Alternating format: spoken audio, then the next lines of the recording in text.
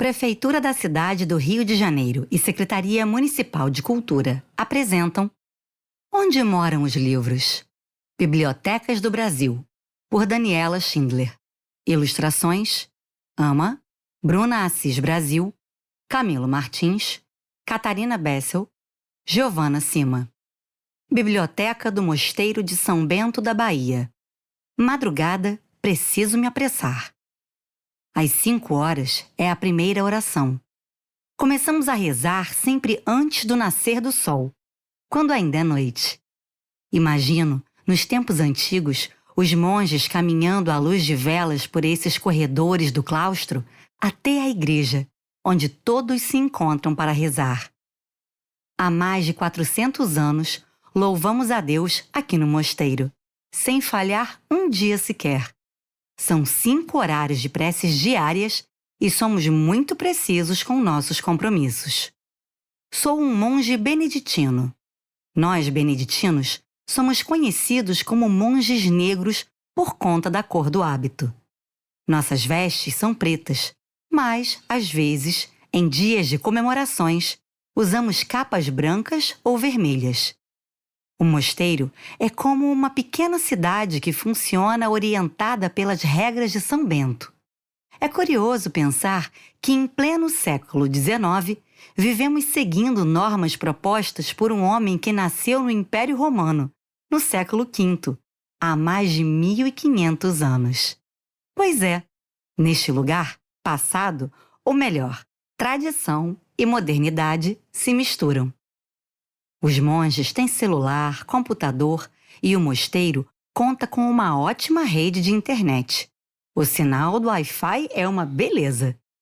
Quando vim morar no mosteiro, passei a me chamar Tiago, como um dos apóstolos de Jesus. Tiago era conhecido como o Justo, por conta de sua integridade e religiosidade. Agora sou o monge Tiago, e não mais o Ademir, como meus pais me batizaram ao nascer, em homenagem ao grande jogador nordestino Ademir Menezes, o Queixada. O apelido vinha do queixo avantajado. Ademir jogou muita bola no Vasco da Gama, era um grande centroavante e marcou 9 gols na Copa do Mundo de 1950. E por que motivo recebemos um novo nome? Para simbolizar que estamos começando uma nova vida. Os futuros monges podem dar 3 sugestões e o abade, a autoridade máxima do mosteiro, escolhe o nosso novo nome a partir dessa lista. É sempre um suspense. O nome Bento, por exemplo, não é o nome de batismo do santo. Ele foi assim chamado por ser Benedictus, isto é, abençoado por Deus. O abade nos contou que a palavra latina Benedictus tem origem no hebraico barak, verbo que significa ajoelhar-se. Eu estudei matemática e era professor, mas aos 30 anos deixei minha cidade de Cajazeiras, na Paraíba, para vir para o mosteiro em Salvador. Ouvi o chamado de Deus. A palavra monge vem do grego monos, que significa um. Não no sentido de sozinho, mas de uno, completo, sem divisão. Aqui eu me sinto inteiro. Ora et labora. Reza e trabalha. É uma das nossas regras mais conhecidas. Nada de preguiça. Nosso dia é longo, começa cedo e termina tarde. Eu e meus 29 irmãos monges trabalhamos no colégio do mosteiro, no jardim, na lavanderia, na cozinha, organizando cerimônias religiosas e em muitas outras tarefas. A regra 48 diz que a ociosidade é inimiga da alma e que os monges devem se ocupar com o trabalho manual, mas também afirma que devemos nos dedicar à leitura. Desde sempre, portanto, rezamos, trabalhamos e lemos. Existe um provérbio que diz: mosteiro sem biblioteca é como quartel sem arsenal. Na Idade Média, poucos conheciam as letras. Como faziam, então, os monges analfabetos para respeitar a regra? A resposta é simples. Não havia monges analfabetos por muito tempo. Aqueles que não sabiam ler eram alfabetizados ao entrar no mosteiro. Os monges recebiam uma pequena tábua semelhante a uma bandeja com uma camada fina de cera. No lugar do lápis, usavam um instrumento de ponta fina. Para apagar, bastava refazer a camada de cera. Quando o aluno avançava, passava a caligrafia no pergaminho, usando pena e tinta. O papel ainda não era conhecido na Europa. Era um segredo dos chineses. O pergaminho feito de pele de animais era caro e não podia ser desperdiçado. São Bento pregava a leitura de textos sagrados, mas logo outros livros passaram a integrar as bibliotecas dos mosteiros. Cassiodoro criou a primeira biblioteca monástica com textos religiosos e também obras de autores gregos e romanos. Como os livros eram raros, ele montou um scriptorium, uma sala iluminada onde monges copiavam textos à mão. A imprensa só surgiria quase 1000 anos depois. Por isso, copiar livros era trabalhoso e lento. Alguns copistas deixavam pedidos de oração, outros, maldições contra quem roubasse o livro. E essa tarefa não era exclusividade dos homens. Santa Escolástica, irmã gêmea de São Bento, ajudou a fundar a ordem feminina. As monjas também produziram livros. Devido ao alto custo dos pergaminhos, textos considerados menos importantes eram raspados para dar lugar a outros. Esses manuscritos são chamados de palimpsestos. Hoje, técnicas modernas permitem recuperar muitos desses textos apagados. O Mosteiro da Bahia foi o primeiro das Américas. Sua biblioteca tem cerca de 300.000 exemplares, iniciados em 1582. Preservamos 13.000 obras raras, incluindo os livros do tombo, que registram bens e doações feitas ao monastério ao longo dos séculos. No livro velho do tombo, aparece o casal Diogo Álvares, o Caramuru e Catarina Paraguaçu. Catarina deixou aos monges terras e objetos de prata que foram transformados em peças religiosas. A tradição também conta a lenda da imagem de Nossa Senhora da Graça, encontrada após um naufrágio. Os 3 andares do mosteiro abrigam 198 celas, como chamamos os quartos dos monges. Mantemos um diário, o Dietário, que registra a vida dos irmãos desde a fundação do mosteiro, há mais de 430 anos. Entre as histórias, há episódios curiosos, simples, fantásticos ou profundamente humanos. Um dos livros mais preciosos do acervo é um evangelho de 1861, ricamente encadernado, com símbolos dos 4 evangelistas e detalhes em ouro, prata e lápis-lazuli. Livros raros exigem cuidados especiais. Sofrem com umidade, insetos, fungos e até com a própria tinta. Por isso, desde 1990, o mosteiro mantém um laboratório de restauração que utiliza técnicas artesanais e tecnologias modernas, como a desinfecção por anóxia. Clarice Lispector escreveu: "Quanto tempo duram as coisas? Eu gostaria de pensar que os livros dos quais tomo conta durarão para sempre. Muitos já resistiram por séculos e hoje também vivem na nuvem. Não no céu, mas na internet." Biblioteca Nacional. De volta à luz. Nada como um ar fresco. Deixe-me espanar o casaco preto e pegar a cartola, dado que um imperador não deve aparecer aos seus súditos amarfanhado. Não é de bom tom. Mas entendam que acabei de acordar de um sono de 100 anos. Estão admirados?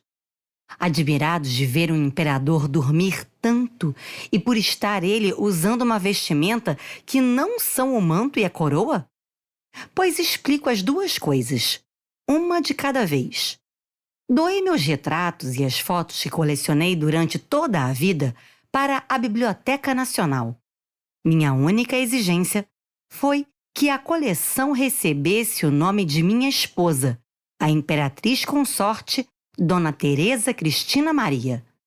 As fotos que não estavam em álbuns foram guardadas em caixas e lá, protegidas nas sombras, ficaram todo esse tempo. Mas justamente por estarem soltas, elas foram ficando meio abauladas e por isso são chamadas carinhosamente de enroladinhas. Acredito que esse seja o motivo de eu estar tão amarrotado. Sorte as fotos preservarem a cor e a tonalidade. Ainda bem, só me faltava estar desbotado. O manto, a coroa e o cetro troquei por roupas de passeio, porém finas, que meus biógrafos chamariam de trajes de pequena gala. Do Brasil, fui o primeiro soberano fotografado no mundo, vejam bem, 2 anos antes da Rainha Vitória da Inglaterra. Estou bem feliz aqui, cercado por livros. Costumava dizer que, se antes não fosse imperador do Brasil, queria ter sido mestre-escola e ensinar crianças. Essa é a pura verdade. Sendo bastante franco com vocês, nunca entendi muito de economia, tampouco era bom em estratégias políticas. Meus interesses eram outros: artes, línguas, astronomia, ciências. Essas são minhas paixões. E levei essas paixões muito a sério. Sabiam que, além do português, eu falo, escrevo e leio em francês, inglês, alemão, italiano, espanhol, latim e hebraico? Ufa! Fico cansado só de enumerar. E tem mais! Ainda leio em grego, árabe e sânscrito, uma língua antiga lá da Índia. Que bom que sou poliglota! Assim, posso passear por essas estantes lendo em várias línguas, sem precisar de um tradutor. Também aprendi o tupi-guarani. Soube que aqui está guardada a gramática da língua tupi, do padre José de Anchieta, de 1595. Vou procurá-la. Sinto-me em casa nessa biblioteca que nasceu em terras portuguesas. É uma história antiga. Meu antepassado, Dom João I, o de boa memória, começou uma coleção de livros no século XIV que foi sendo aumentada a cada novo reinado. A Biblioteca Real se tornou um troféu da corte portuguesa, pois nela estava todo o conhecimento da época. Até o dramático 1º de novembro de 1755, dia de Todos os Santos, quando uma tragédia se abateu sobre a cidade de Lisboa. Um grande terremoto, seguido de um incêndio, pôs a perder muitas vidas e todos os livros da Biblioteca Real que foram reunidos em mais de 300 anos. Contudo, como sem livros não se faz uma nação, era preciso reunir um novo acervo. Então, meu tataravô, o rei Dom José I, começou uma nova coleção sem nunca imaginar que esses livros viriam parar um dia no Rio de Janeiro. Quem os trouxe foi meu avô, que em uma estratégica retirada, frente às tropas de Napoleão que invadiram Portugal, transferiu a corte e a Biblioteca Real para o Brasil. Por isso, na escadaria, à vista de todos que entram na biblioteca, está o busto de Dom João VI esculpido em mármore. Aqui os livros ficaram e hoje pertencem ao Brasil e não mais ao Reino de Portugal, motivo pelo qual agora é chamada de Biblioteca Nacional. Bem, por que não esticar um pouco as pernas? Um passeio não fará mal. Podemos continuar essa conversa caminhando. Vamos ao 3º andar, a sala-cofre em que se guardam as obras raras. Essa sala é cercada por treliças de madeira que escondem cofres que protegem mais de 2 quilômetros de prateleiras onde estão guardadas inúmeras preciosidades. Uma das joias dessa coleção é a Bíblia de Mogúncia, de 1462, um livro de mais de 550 anos anterior à chegada dos portugueses ao Brasil. Mogúncia é o nome português de Mainz, a cidade alemã onde nasceu Johannes Gutenberg, um inventor engenhoso. Não sei se todos foram apresentados a Gutenberg. Nós, leitores, devemos muito a ele. Bem, no século XV, época em que ele viveu, os livros eram manuscritos, ou seja, escritos um, à mão, pelos copistas, o que tornava os exemplares caros e pouco numerosos. Entretanto, fazia tempo que se conhecia a técnica de gravura. Passando tinta em uma imagem gravada sobre o cobre ou a madeira e pressionando sobre ela uma folha de papel, esse desenho podia ser reproduzido muitas vezes. Gutenberg pensou lá com seus botões. E se ele esculpisse pequenos cubos com letras em relevo? Ele havia sido joalheiro. Era um homem muito habilidoso que conhecia a arte da construção de moldes. Com essas letras, que são as antecessoras das fontes do computador, daria para montar os textos sem que alguém precisasse escrever. Depois, as letras poderiam ser impressas no papel, assim como eram as imagens. Parece uma ideia simples para você hoje em dia, mas devo dizer que, como a roda, essa foi uma grande descoberta. Demorava um bom tempo para fazer uma página, mas a vantagem é que da original podiam ser feitas várias cópias num piscar de olhos. Para encaixar suas letras de madeira, Gutenberg desenhou uma máquina chamada de imprensa, inspirada nas prensas usadas para espremer o suco das uvas na fabricação do vinho. Também pesquisou papéis e tintas. Era necessário que as tintas fossem absorvidas pelo papel sem escorrer, para que as letras não borrassem. As tintas também deveriam secar rapidamente, e a impressão não podia desbotar com o tempo. Misturando fuligem, resina e óleo de linhaça, Gutenberg conseguiu uma boa tinta com essas qualidades. O livro produzido no século da invenção da imprensa, as primeiras obras impressas no mundo, são chamados de incunábulos. Incuna é uma expressão do latim que significa berço, princípio. A Bíblia de Mogúncia é o incunábulo mais antigo da Biblioteca Nacional. É muito rara porque é a primeira obra impressa na qual aparecem data, lugar e o nome dos impressores. E sabem quem são os impressores? Os ex-sócios de Gutenberg. Que delícia! Acabo de encontrar um livro que me pertenceu. Encontrar um antigo livro é como rever um velho amigo. Esse exemplar tem uma apresentação muito chique, uma típica encadernação imperial em couro verde com letras e desenhos gravados em dourado, compondo as cores nacionais. E cá estão a coroa imperial e minhas iniciais. P2. Como amo os livros!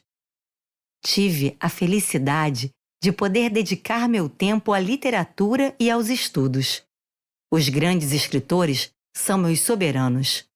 Uma vez na França, resolvi visitar o grande escritor Victor Hugo. Lá chegando, sua filha me anunciou assim: "Papai, cá está a majestade do Brasil!"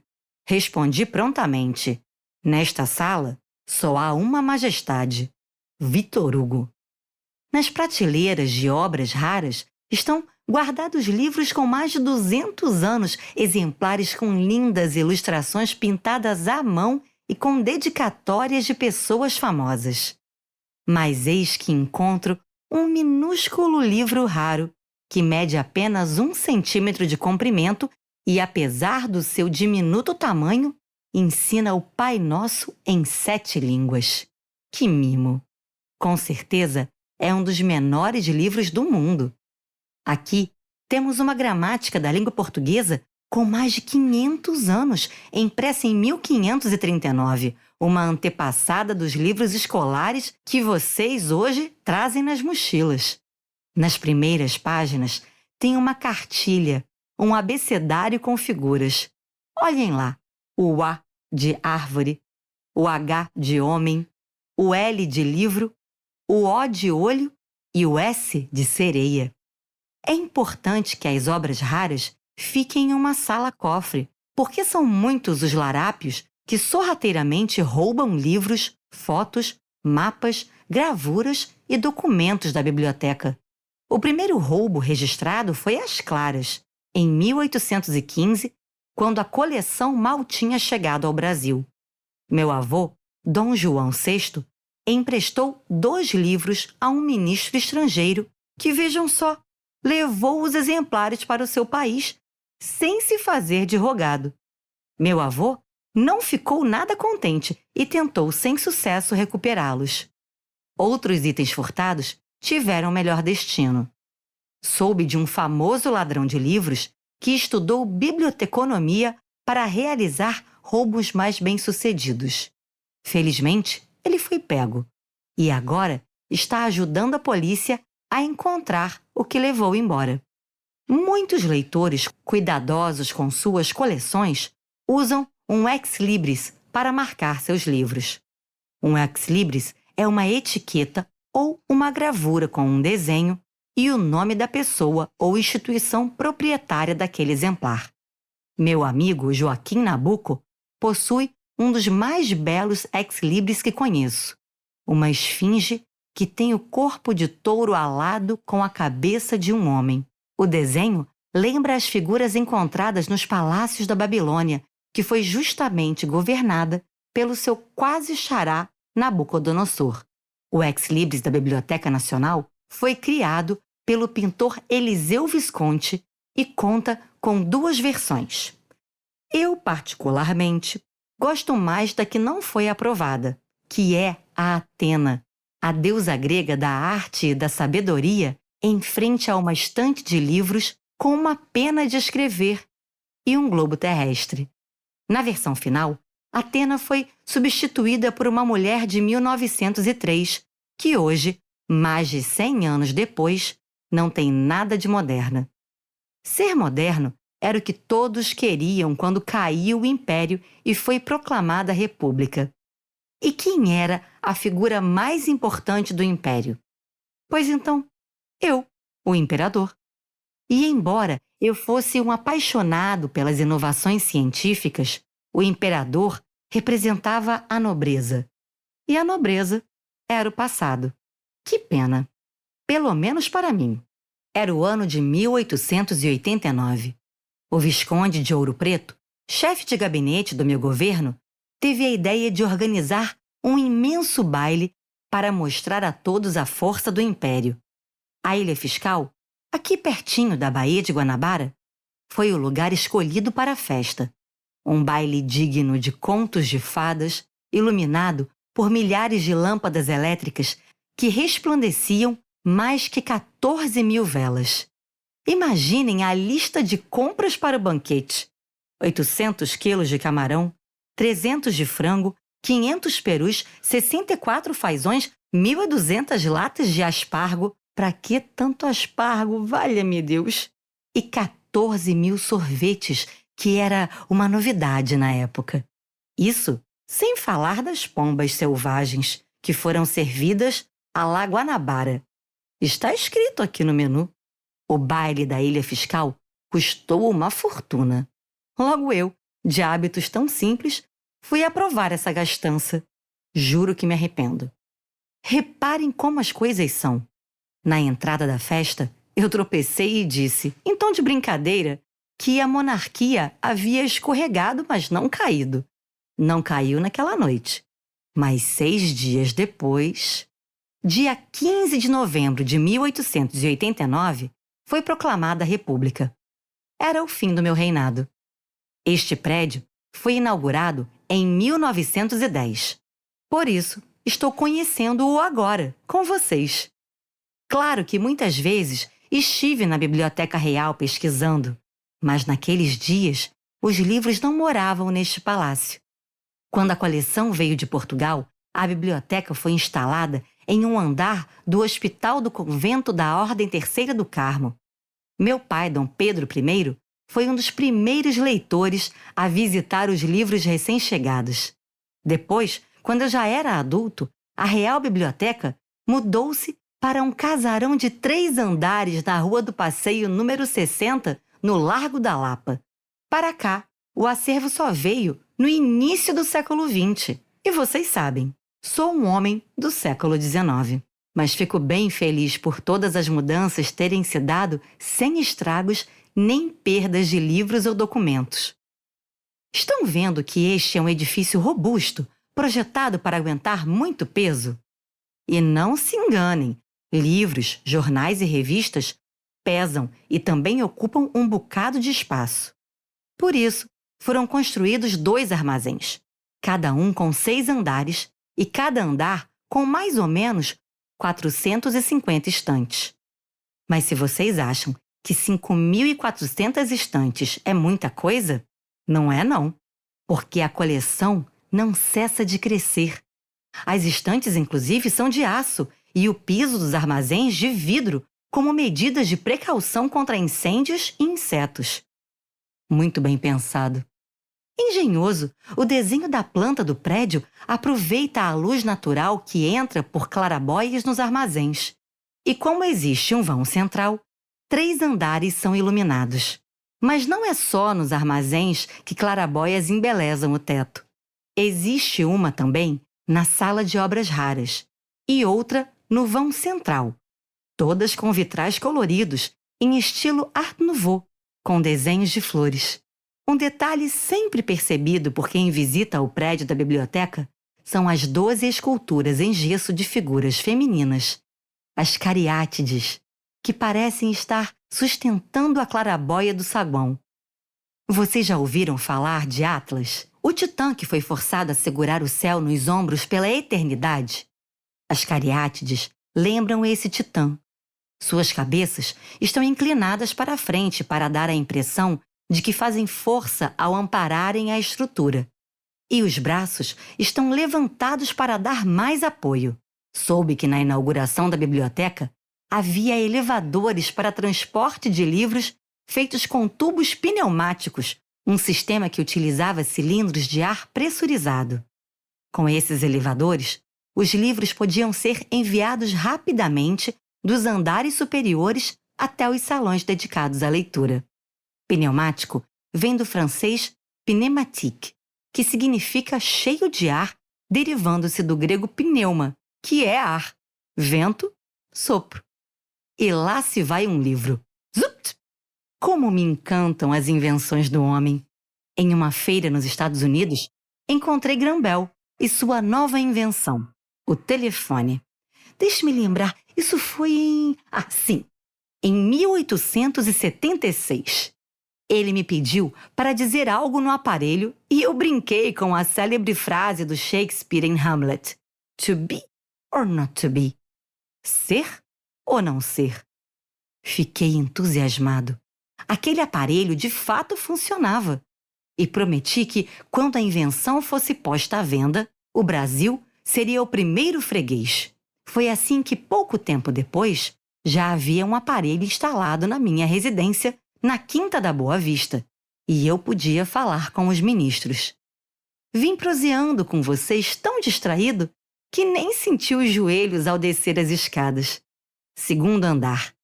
Cá estamos na sala que guarda desenhos, gravuras, caricaturas, fotografias, cartazes e até cartões postais. Os móveis daqui são os originais que estavam na inauguração do prédio em 1910. Todos em aço, estantes e mesas. Mas que pesadas essas cadeiras de um único pé. Melhor para minha coluna que eu nem tente empurrar uma dessas. Nesse setor estão guardadas coleções de gravuras da mais alta importância. Tem uma linda chamada O Pequeno Cavalo, de 1505, de Albrecht Dürer, um artista do Renascimento alemão. Aqui também está guardada uma gravura do Debré, de quando fui aclamado imperador do Brasil aos 5 anos de idade. Aclamado, mas não coroado. O que quer dizer isso? Não era possível uma criança tão jovem governar. Fui coroado aos 15 anos, e mesmo assim, porque anteciparam minha maioridade.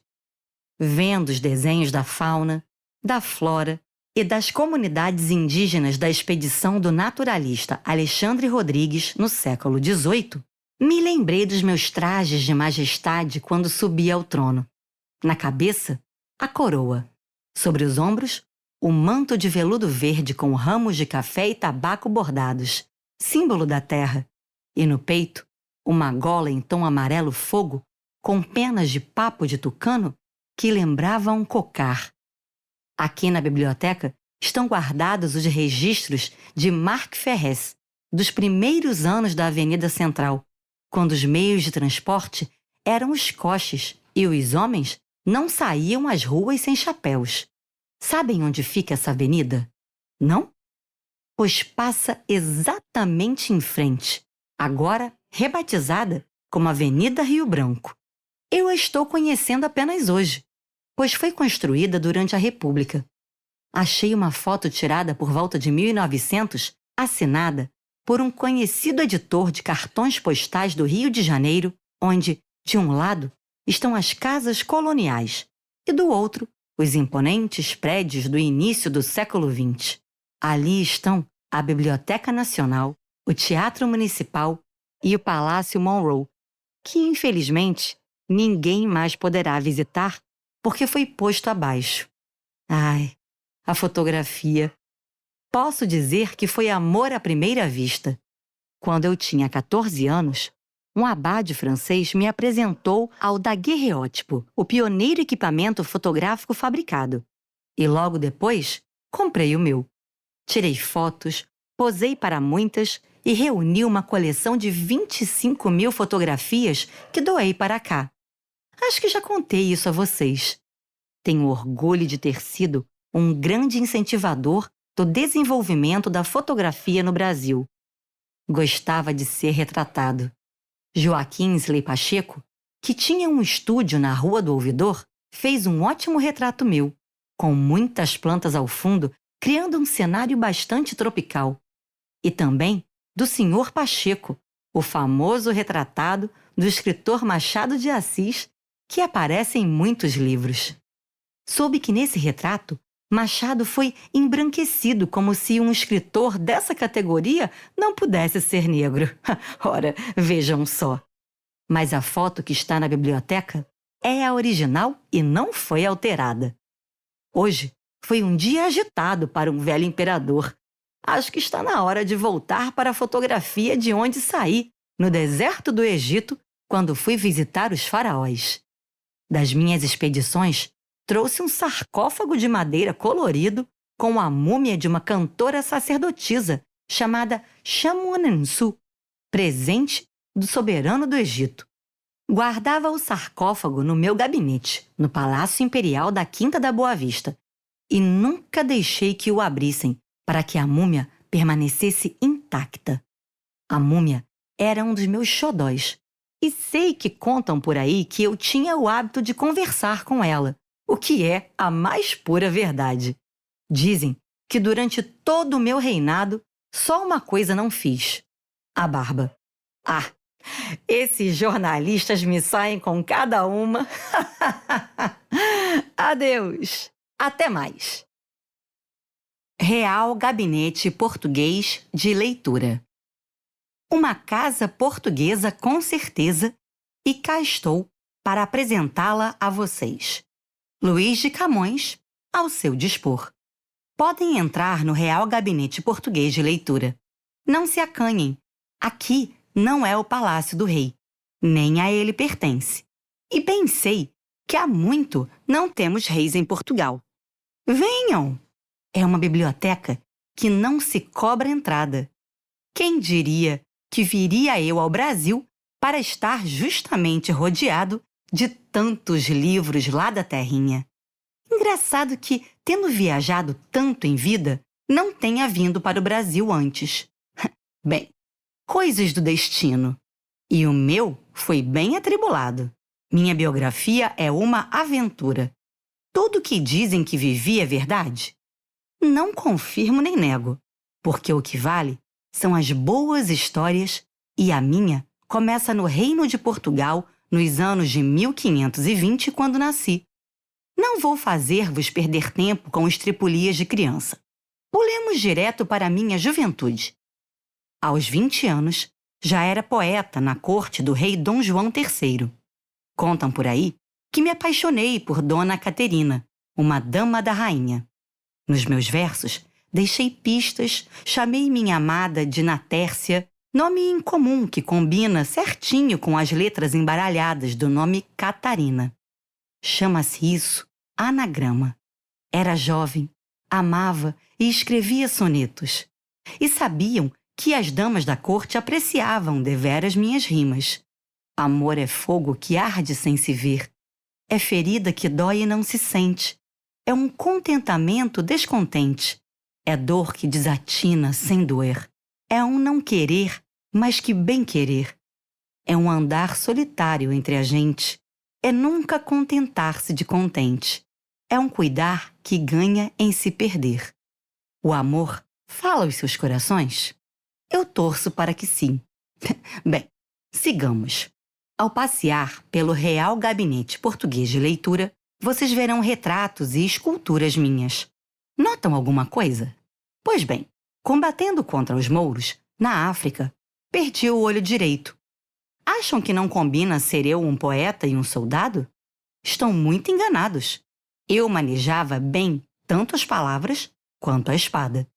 Era poeta, soldado, havia perdido um olho em batalha e depois terminei preso. Minha vida tem muitos capítulos e agruras. Sabem o que são agruras? Contrariedades. Não posso dizer que tive uma existência tranquila, tampouco frágil. Fui preso porque feri um empregado do Paço Imperial em uma disputa. E ali estava eu, 1 ano encarcerado. O que fiz? Pus-me a escrever. Foi assim que nasceu o primeiro canto da obra que me faria imortal, os Lusíadas. Por mares nunca dantes navegados, lá eu ia. Ainda não podia saber que o poema viria a reunir 10 cantos, 1.102 estrofes e 8.816 versos. Estão a ver? Estou cansado só de dizer esses números. Podem imaginar o quanto não me custou escrevê-los? Quando ganhei a liberdade, embarquei para as Índias, como então se dizia. Estive em Goa, no sul da Índia, e em Macau, na China. E nas 2 cidades se fala português. Coincidência coisa nenhuma. Os reis de Portugal queriam pegar o mundo para si, e é disso que trato no meu poema. Nele, celebro os feitos marítimos e guerreiros de Portugal. Homero havia contado em versos a heróica história do povo grego. Virgílio contara em versos a história da fundação de Roma. E agora eu exaltava, em versos, a glória das conquistas lusas, tendo Vasco da Gama como meu herói. E quase que todas essas glórias terminam no fundo do mar. Numa de minhas viagens, o navio naufragou. Estavam comigo os manuscritos de Os Lusíadas, e eu não tinha cópias. A custo das águas, consegui me salvar a nado, levando comigo os originais. Não estava a dizer que tive uma vida aventuresca? A minha pátria tardo 16 anos a voltar.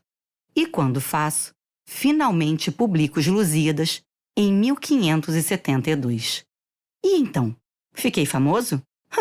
Quem me dera! As glórias só me chegaram quando eu não as podia mais aproveitar. Mas temos sorte. Aqui no Gabinete Português de Leitura está guardado um exemplar da primeira edição que sobreviveu por 447 anos. O livro pertencia aos padres da Companhia de Jesus e foi doado ao Real Gabinete Português de Leitura.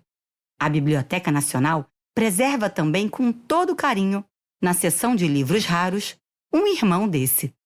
Na folha de rosto pode-se ler: impressos em Lisboa, com licença da Santa Inquisição. Como podem ver, era necessária a autorização da Igreja para publicar um livro naquela época, não só em Portugal, mas em todo o mundo católico. Sendo o grande homenageado nesta biblioteca, tenho certas regalias. Posso, por exemplo, me deliciar na seção de livros raros. E vejam o que eu encontrei. Um dicionário da língua tupi, escrito à mão pelo poeta Gonçalves Dias. É uma caixinha de madeira com folhas escritas de 1874. Coleciono palavras indígenas de que gosto. Querem ver?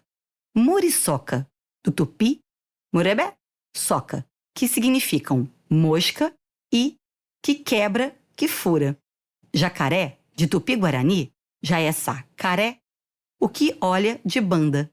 Pipoca, do tupi-guarani, pira e poca, que junto quer dizer pele rebentada. No salão central da biblioteca, as estantes vão quase até o teto. Parece que são os livros que sustentam as paredes. São 350 mil livros. Agora, não cabem mais todos os exemplares neste prédio, e foi preciso comprar a casa vizinha. São os portugueses conhecidos por serem grandes navegadores, e cá estou eu navegando neste mar de livros. E ando me atualizando com as novidades publicadas lá do outro lado do Atlântico. Desde a década de 1930, o governo português manda para cá uma cópia de cada livro lançado em Portugal. Foi assim que conheci José Saramago e Antônio Lobo Antunes. Interessei-me por uma escritora. Ora, no meu tempo, só os homens escreviam. Isso sim são novidades. A essa calhou de ter o nome de rainha, Inês. Inês Pedrosa, a escritora, e Inês de Castro, a rainha. A história de Inês de Castro, a rainha coroada depois de morta, conto em Os Lusíadas, como já contaram tantos portugueses antes de mim. E essa nova Inês vou conhecendo aos poucos conforme leio suas linhas. Mas não são só portugueses que habitam essa morada. No segundo andar está a biblioteca que pertenceu ao escritor Paulo Barreto, tão carioca que assinava como João do Rio.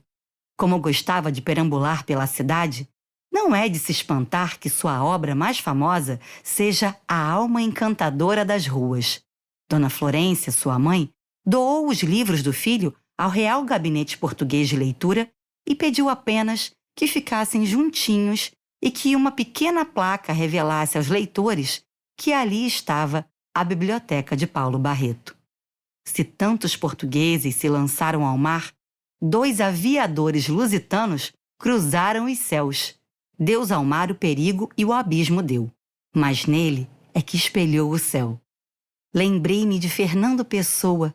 Das águas do Rio Tejo, em Lisboa, decolaram Sacadura Cabral e Gago Coutinho. Muito apropriado para nós portugueses, que trazemos no sangue a memória das navegações, sobrevoarmos o Atlântico em um hidroavião. E adivinhem onde os aviadores pousaram? Nas águas da Baía de Guanabara, assim como faziam as caravelas em outros tempos. Comemoramos o feito aqui, no Real Gabinete Português de Leitura. Muito falamos em travessias, mas nada como um porto seguro. Nossa biblioteca nem sempre morou neste endereço, tampouco nasceu real. Em 1837, um grupo de imigrantes portugueses criou um gabinete de leitura. O primeiro domicílio foi um sobrado alugado na Rua São Pedro, que já não existe mais, pois foi posta abaixo para ela passar a Avenida Presidente Vargas. A segunda sede foi em um belo prédio de 3 pavimentos de fachada azulejada na Rua da Quitanda, que com o tempo ficou apertada para a coleção que só aumentava. Então, a biblioteca se mudou para a Rua dos Beneditinos, onde haveria mais espaço para acomodar os livros e os jornais. Finalmente, em 1880, na data do meu 3º centenário de morte, os sócios da biblioteca decidiram que era hora de construir um prédio para abrigar o acervo. E eu estou morto, mas não estou aqui falando com vocês? Como pode ser isso? Ora, deixem para lá e vamos seguir com a história. Foi comprado um terreno na Rua da Lampadosa. Sabem onde fica? Exatamente aqui, A rua assim se chamava por conta da capela de Nossa Senhora da Lampadosa, que fica pertinho, mas trocaram seu nome para a Rua Luís de Camões, em minha homenagem. E quem desenhou esse palácio de livros onde busco inspiração? Para contar a vocês a esse respeito, precisamos, pois, voltar no tempo. Estão a perceber que estou bem no presente, mas sou um homem do século XVI. E quando posso, dou uma fugidinha para o passado? Pois é isso mesmo.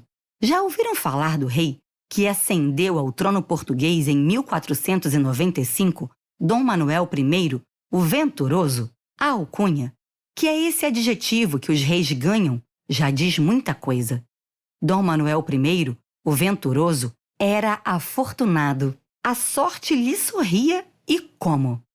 Em seu reinado, Vasco da Gama descobriu o caminho marítimo para as Índias e Pedro Álvares Cabral chegou às terras que são o Brasil de hoje. Com as riquezas alcançadas pela rota para as Índias, Dom Manuel I se tornou o mais poderoso e rico rei de Portugal. Eu viria a nascer um pouco depois, na corte do rei Dom João III, o sucessor de Dom Manuel I. Mas lembrem-se de que meu herói em Os Lusíadas é o navegador Vasco da Gama. Depois dessa rápida explicação, vocês estão preparados para conhecer a arquitetura manuelina. Dom Manuel I, além de sortudo, era um rei esperto e já sabia que a propaganda era a alma do negócio. Mas, como não haviam inventado ainda a TV e o rádio, o monarca divulgava suas conquistas em construções imponentes. No local de partida das naus para a chegada às Américas, às margens do rio Tejo, Dom Manuel I ordenou que fosse erguida a Torre de Belém para proteção contra os inimigos. O rei encomendou também a construção do imenso Mosteiro dos Jerônimos, no regresso bem-sucedido de Vasco da Gama das Índias. O Mosteiro dos Jerônimos e a Torre de Belém têm muitas coisas parecidas com a fachada do Real Gabinete Português de Leitura, a começar pelas pedras. As daqui foram trazidas de navio de Portugal. À frente do prédio não podiam faltar a esfera armilar e a cruz da Ordem de Cristo, símbolos do poder do monarca. Sabem o que é uma esfera armilar? É um instrumento de astronomia sem o qual nós não navegaríamos outrora. Também estão cá a inspiração marítima, cordas entrelaçadas, naus e figuras históricas que ao mar se lançaram. Vasco da Gama, Pedro Álvares Cabral, Infante Dom Henrique, que tinha a alcunha de O Navegador, e eu que vos conto esta história. Passaram-se quase 500 anos do meu nascimento e me encontro na porta do Real Gabinete Português de Leitura, onde não acho ruim estar, porque posso acompanhar o movimento da rua, quando atravessa à minha frente um rapaz cantando um rock. Reconheço uma estrofe. Será que ouvi bem? Sim, é a estrofe que escrevi misturada a um trecho da Bíblia e a versos de um compositor chamado Renato Russo, da Legião Urbana. Com esse nome, seria ele também um soldado? Que nada. Ainda que eu falasse a língua dos homens e falasse a língua dos anjos, sem amor eu nada seria. É só o amor. É só o amor que conhece o que é verdade. O amor é bom, não quer o mal, não sente inveja ou envaidece. O amor é o fogo que arde sem se ver. É ferida que dói e não se sente. É um contentamento descontente. É dor que desatina sem doer. E sabem o que é mais? Se eu não estivesse aqui na fachada, esculpido em pedra com o meu calção bufante antiquado por cima desta meia calça, nestas vestes tão fora de moda do século XXI, eu teria descido deste pedestal e cantado junto. Biblioteca Pública do Amazonas. Vinha andando pela rua distraída e quase fui atropelada por um trem elétrico. Manaus de 1900 já não é aquele pequeno vilarejo de casinhas simples, uma ou outra venda e ruas estreitas entrecortadas por igarapés. Por todo lado, São automóveis, carruagens e trens elétricos.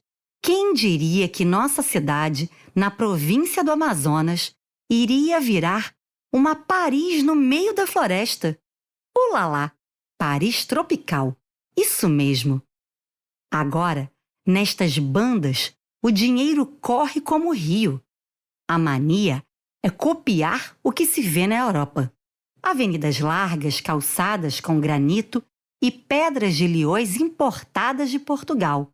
Belas fontes, monumentos e palacetes. Já temos até iluminação elétrica no centro da cidade. E não é só na arquitetura. Na moda também. E disso eu entendo. Sou aprendiz de modista do ateliê de costura Adolfina e Companhia, sucessor da famosa Madame Marie. Costuramos roupas para senhoras e senhoritas e na nossa vitrine só se vêem modelos como os de Londres e Paris, mesmo no calor amazônico. Por isso, carrego meu leque para onde vou. Madame Adolfina também vende calças para dentro para mulher, luvas, meias e chapéus. Aliás, estou de olho em um chapéu de cetim com pena de fazão que é a última novidade do momento. E como, de uma hora para outra, houve tanta fartura? A fartura da cidade veio por causa da árvore que chora, cachoque, como é chamada pelos indígenas. Faz muito tempo que os indígenas usam a seiva branca que escorre do tronco da árvore para moldar coisas. Os primeiros colonizadores que vieram para cá viram os indígenas jogando com bolas que quicavam. Um historiador escreveu que as bolas pulavam como se carregassem um coelho dentro delas. Os portugueses batizaram a árvore que chora de seringueira. Os indígenas fabricavam potes moles que, quando apertados, espirravam a água que continha dentro como uma seringa. Deviam ter deixado o nome indígena. Tão mais bonito. Porém, custou para que o mundo descobrisse que podia ser útil o leite da seringueira. Foi só em 1839, quando um americano misturou borracha e enxofre num fogão, e a mistura ficou plástica, elástica e, sobretudo, muito resistente, que a borracha deixou de ser uma curiosidade e se tornou um produto muito importante para a indústria. Nas revistas e nos jornais americanos, lia-se: "A borracha chegou aos Estados Unidos. Todos querem um par de sapatos de borracha." E onde existia a borracha? Só no Brasil. Ou melhor, na Amazônia. Foi assim que Manaus começou a crescer e os usos da borracha se multiplicaram. As bolinhas saltitantes serviriam, inclusive, para apagar o que foi escrito a lápis num papel. Aquela pequena vila agora tinha 50.000 habitantes, 300 telefones e quilômetros de linhas férreas percorridas por bondes. Alô? Já estamos no século XX? Não, mas estamos quase chegando lá. E era apenas o começo dessa história. Em 1888, um irlandês inventou os pneus infláveis de borracha para que o filho pudesse ganhar uma corrida de triciclo.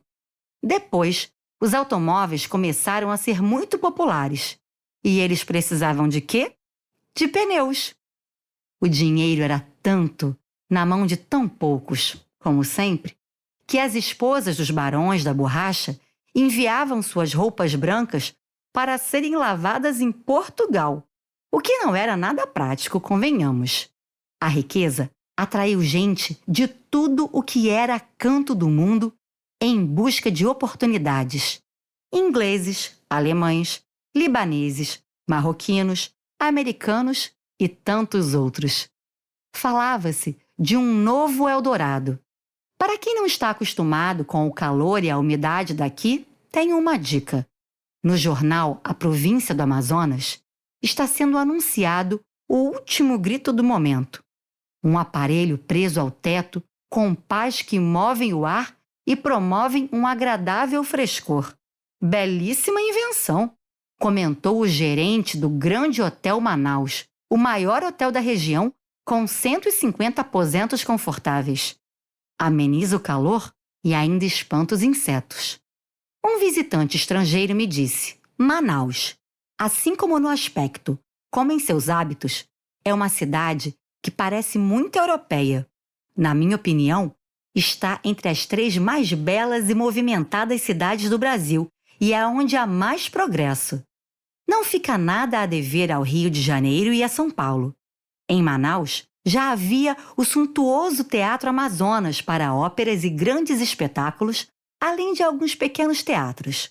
Os grandes hotéis ofereciam concertos noturnos e nos clubes praticavam-se esportes. Já havia uma biblioteca, mas era tão acanhadinha. Os livros tinham saído de uma sala de leitura da Igreja Nossa Senhora da Conceição para um colégio e depois para uma saleta de repartição pública. Nessas andanças de um canto a outro, muitos livros foram perdidos ou estavam maltratados, e a biblioteca merecia uma casa própria, com uma boa coleção de livros. Sou freguesa da livraria Palácio Real, onde o mais exigente freguês é perfeitamente servido. Lá, eles recebem as principais novidades literárias do Rio de Janeiro e também aceitam encomendas de livros da Europa ou da América. Mas uma biblioteca, e ainda bem recheada de livros, seria um sonho que me pouparia muitos tostões. Escolheu-se o bairro dos Remédios para endereço para o prédio que seria erguido. No tempo do Império, só era possível chegar até lá depois de atravessar 3 cursos d'água. E agora, a cidade crescia para esses lados. O prédio foi inaugurado às pressas no apagar das luzes do ano de 1907. Um pouquinho antes de o governador renunciar ao cargo. Mas, ora vejam, não tinha um livro nas estantes. Corrigindo, nem haviam estantes. Mesmo assim, 1907 é a data que aparece na fachada do prédio. Depois, o diretor de obras públicas viria a declarar: não fizeram soleiras nas portas de entrada? Como pode? Na temporada de chuvas fortes de Manaus, o risco de infiltração é grande, pois o papel e a água são 2 coisas que não combinam. Era tanto que consertar e providenciar que a biblioteca só ficou pronta para receber os livros em 1910. O primeiro romance que peguei emprestado foi Helena, de Machado de Assis.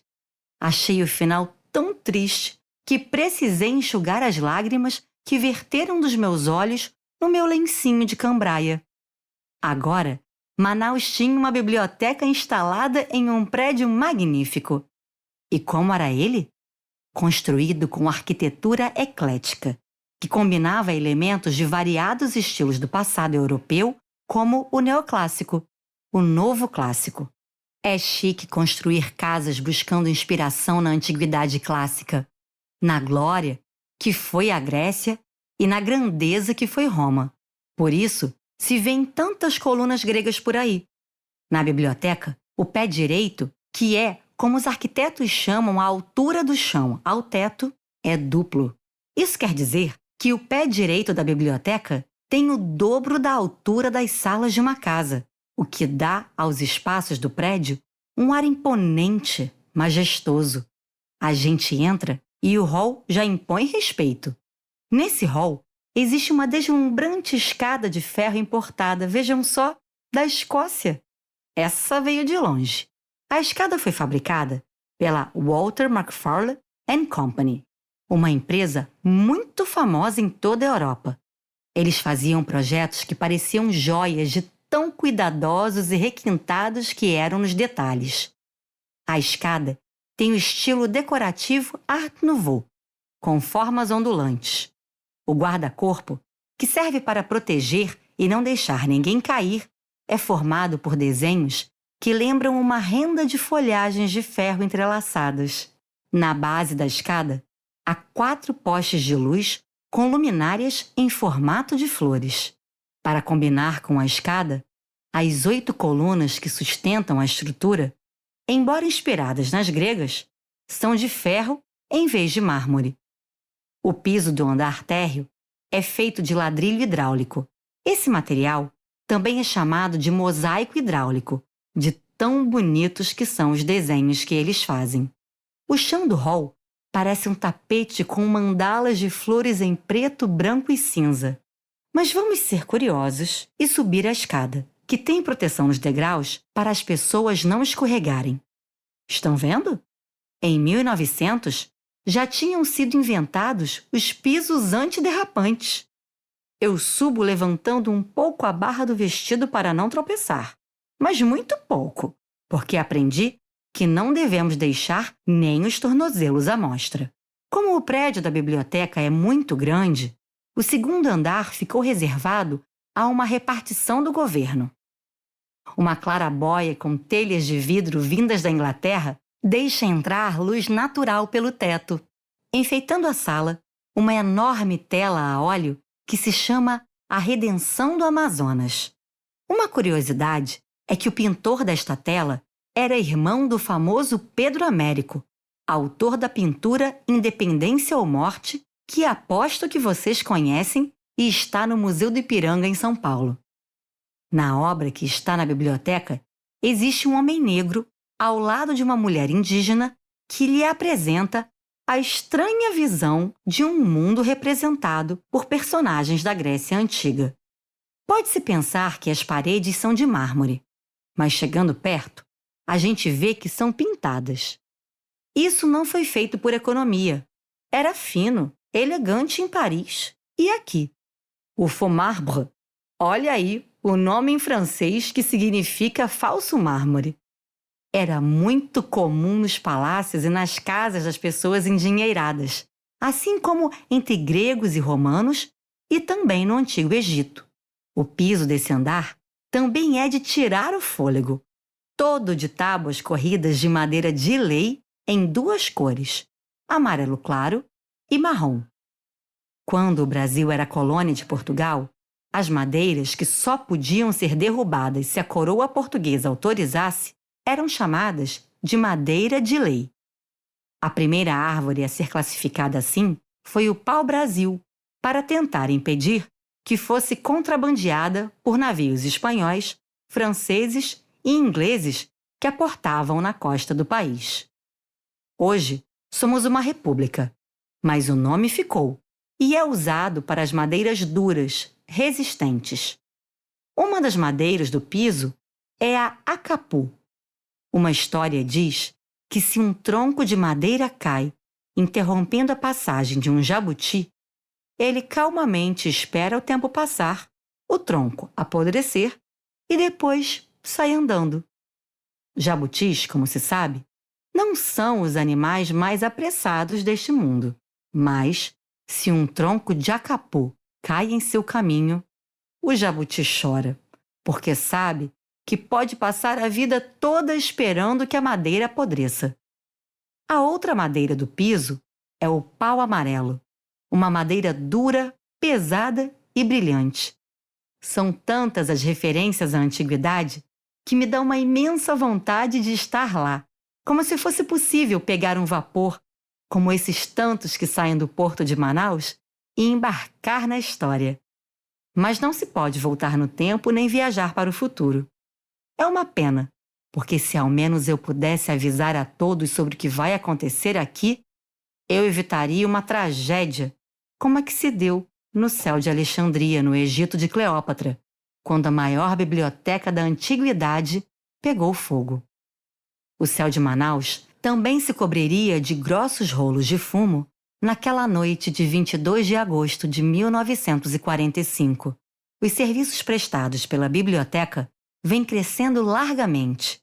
O diretor Genesino Braga, muito ativo, divulga a biblioteca em fábricas, escolas e hospitais. A sala infantil acaba de ser criada e os pequenos leitores adoram a coleção Tesouro da Juventude. Mas, de forma inesperada, na madrugada, quando todos dormem, silenciosamente, uma catástrofe tem início. Imagina-se que tenha sido uma descarga do velho quadro de eletricidade que fica no andar superior do edifício. É uma noite tempestuosa com toda a intensidade de águas, raios e trovões que caracterizam as chuvas de agosto no Amazonas. O fogo pode progredir à vontade no salão totalmente fechado, só vindo a se fazer denunciar já quase de manhã, quando o assoalho de madeira rui em labaredas trepidantes sobre o salão da biblioteca no piso inferior. Só então, os sinais de fogo surgem na fachada do prédio, chamando a atenção quando o incêndio já está em proporção agigantada. Imagina os homens correndo pelas ruas de pijamas e as mulheres de touca da janela. Fogo! Fogo! Acudam!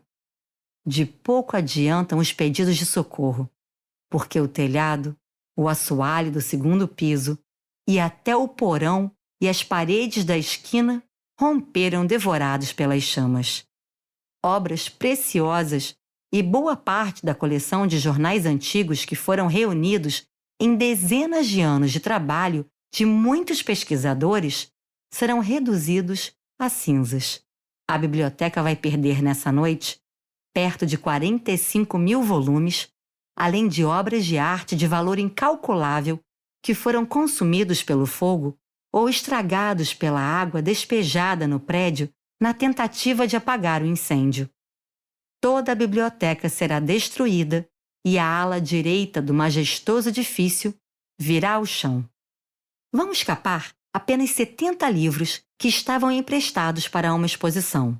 Um deles será um missal, um livro que contém as preces para as missas, manuscrito em pergaminho, obra que se imagina ter sido copiada por monges num mosteiro próximo a Roma. Os monges copiavam um a um os livros, em uma época que não existia impressão. Esse livro tem lindas iluminuras, que são desenhos coloridos à mão. Naquela manhã úmida de agosto de 1945, Manaus será novamente uma cidade sem biblioteca. É assim que acaba essa história? Seria muito triste, não é? É isso que os manauaras vão achar. E logo, muitos se mobilizarão para a reconstrução da biblioteca. Acervos particulares serão doados. Os estudantes da Faculdade de Direito e do Colégio Estadual sairão pelas ruas de porta em porta pedindo livros. Pessoas de todas as idades nos lares amazonenses vão buscar velhos livros guardados com carinho e também livros da época de escola para entregá-los à nova biblioteca. As bibliotecas brasileiras, da Biblioteca Nacional, as mais modestas, vão ajudar enviando livros que têm em duplicata. A Biblioteca do Congresso Norte-Americano e as bibliotecas de vários países, como Portugal, Londres, França, Bélgica, Rússia, Uruguai, Peru, Colômbia, El Salvador, México, Argentina também vão nos ajudar. E em 21 de novembro de 1947, a Biblioteca Pública do Amazonas estará novinha em folha e vai continuar com suas portas abertas para todos até o século XXI. Quiçá, muito mais que isso. Biblioteca Pública do Estado do Rio Grande do Sul. Nada como dar uma voltinha e esticar as pernas. Durante o dia, preciso ficar imóvel no braço de uma poltrona e me distraio ouvindo a conversa dos frequentadores da biblioteca que sentam para descansar. Mas mal o porteiro passa a chave na tranca da porta, já posso passear pela casa. Estou aqui desde setembro de 1922, quando a biblioteca foi inaugurada durante as comemorações dos 100 anos da independência do Brasil. Minha poltrona é chique, como tudo ao redor. Foi fabricada pela Casa Jamardo, uma oficina de móveis de luxo que contava com mais de 150 marceneiros. Eu sou de bronze e, pelo que escutei por aí, fui importada da Europa junto com minhas irmãs, especialmente para adornar esse conjunto de poltronas e sofá. Justamente no ano em que essa sala foi aberta ao público, um arqueólogo inglês encontrou no Egito a tumba do faraó Tutancâmon, intacta e apinhada de tesouros. Eram mais de 5.000 peças guardadas junto com a múmia do faraó menino, como ficou conhecido Tutancâmon por ter sido coroado ainda criança. O achado arqueológico fez com que os símbolos egípcios voltassem à moda na arquitetura, em adornos como colares e pulseiras e até no cinema. Isso quer dizer que já cheguei num ambiente com estilo. Estou na biblioteca há tantos anos que conheço todos os segredos, e não são poucos. Acima de mim, pairam no teto 4 grandes abutres coloridos que sobrevoam a sala egípcia. No alto da parede estão escaravelhos azuis de asas abertas. A cor amarela com rajadas de vermelho e o azul mais escuro representam o sol, a noite e o ciclo da vida do escaravelho. O inseto macho empurra entre as patas uma bolinha feita de fezes para que a fêmea coloque ali seus ovos. Tal qual o sol que ressurge das sombras da noite, os novos escaravelhos nascem da decomposição. Por isso, o besouro é um inseto sagrado no Antigo Egito, símbolo da imortalidade. Outro dia, sentou-se em minha poltrona uma leitora que usava um colar com um escaravelho azul de pingente. Talvez fosse um amuleto da sorte, um talismã. Algumas figuras pintadas no prédio me assustavam quando eu não conhecia o significado delas, como 2 serpentes em posição de ataque, mostrando as presas afiadas que ficavam acima de um medalhão que tem a cabeça de um carneiro. O carneiro está usando um nemes. Sabem o que é nemes? É aquele toucado listrado que os faraós levavam na cabeça. Então, pensei que talvez fosse o desenho do deus Kun, um homem com cabeça e chifres de carneiro, um dos mais antigos deuses do Egito, considerado um dos criadores do universo. Nesse caso, as serpentes estariam lá apenas para guardá-lo. Besteira minha ter tido receio. Apesar de ser uma sala egípcia, nem toda a decoração é inspirada na Terra das Pirâmides. Na parede, atrás de onde ficava a mesa do diretor, 2 medalhões pintados a óleo contam a história de uma paixão. O escritor Dante Alighieri olha para sua amada Beatriz. Abaixo de seus retratos estão versos da obra A Divina Comédia. Eu sou Beatriz, que te faço andar. Venho de onde quero retornar. O amor me moveu e me faz falar.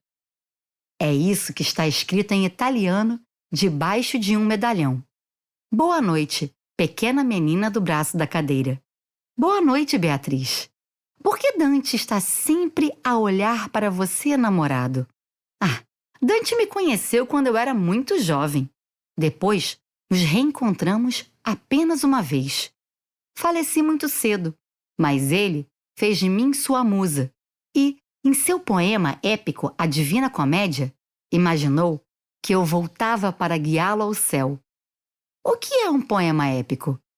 É uma história em versos que apresenta um episódio heróico, como as aventuras dos heróis da mitologia.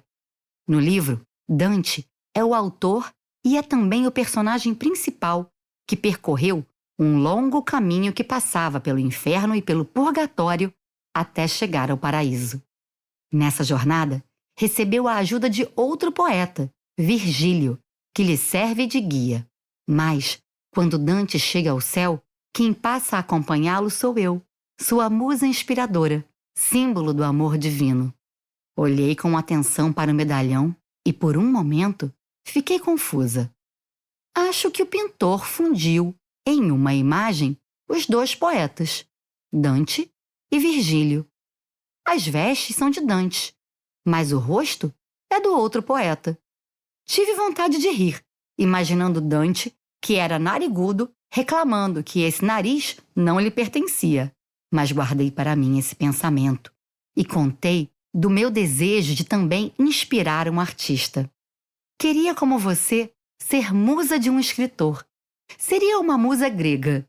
Não acha que esse meu vestido lembra as túnicas gregas drapeadas sobre o corpo? Você é muito formosa, pequena menina do braço da cadeira. Algum jovem escritor que frequenta esta biblioteca ainda há de prestar atenção em você e ser capturado por esse seu olhar distante. De todo modo, eu tenho sorte. Fui desenhada carregando um livro. Por sua vez, as figuras de bronze que sustentam a mesa parecem estar fazendo muita força. De fato, são homens que fazem um trabalho pesado. E os conheço. Eles aparecem na Divina Comédia. Estão no inferno, condenados a carregar pesos. Mostrei à minha amiga o pé de outra mesa, adornado por uma sereia. A escultura é tão caprichada que sinto as escamas ao passar a mão em sua cauda de peixe. Beatriz contou que nas histórias gregas, como nas aventuras de Ulisses, Odisseia de Homero, e também no livro onde ela vive, o canto das sereias desvia os marinheiros de suas rotas. Bem, ninguém me desvia do meu caminho. Terminei de ler meu livro e hoje vou lá na estante trocar. Saí da sala pensando no inferno do poema de Dante, onde viviam figuras da mitologia como sereias, cão de 3 cabeças e centauros, meio homens, meio cavalos. E me lembrei de que nesse andar, junto das obras raras, também existe um lugar chamado inferno, para onde eram enviados antigamente os livros tidos como malditos e, por isso, ficavam separados das coleções que os leitores folheavam nas estantes. Um dia me perguntaram se eu tinha medo do inferno da biblioteca. Que bobagem, eu respondi. Por que eu teria medo de livros? Eu os amo. Muitas bibliotecas têm seu cantinho do inferno. Eles foram criados pelos bibliotecários que queriam salvar os livros que outrora foram proibidos. Aliás, saibam vocês que a Biblioteca do Vaticano também tem seu setor do inferno.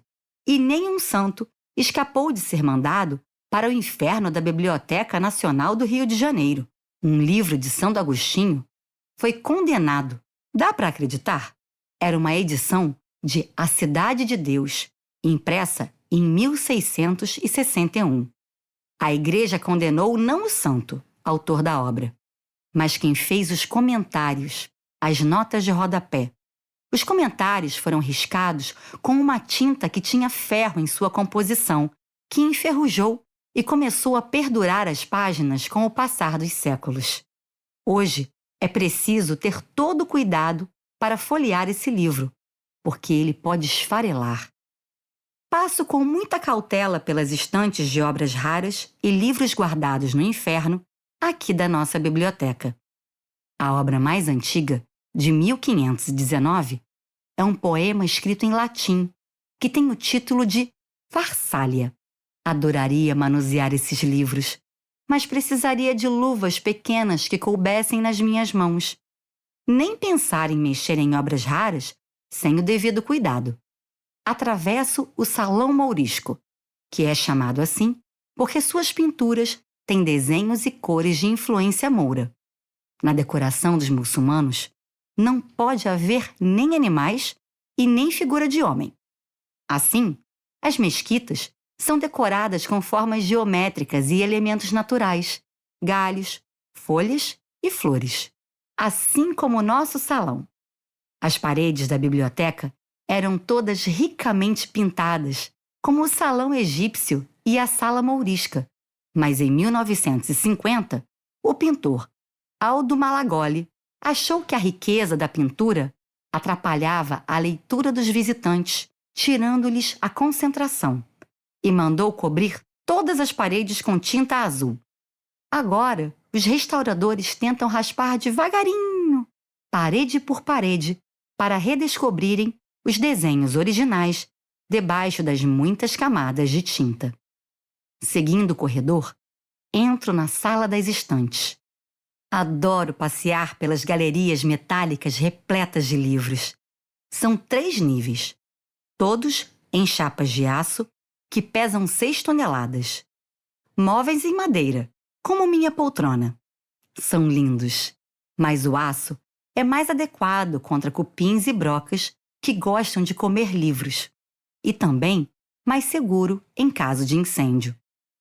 Escolho um novo livro e desço para o primeiro andar, onde gosto de me aconchegar.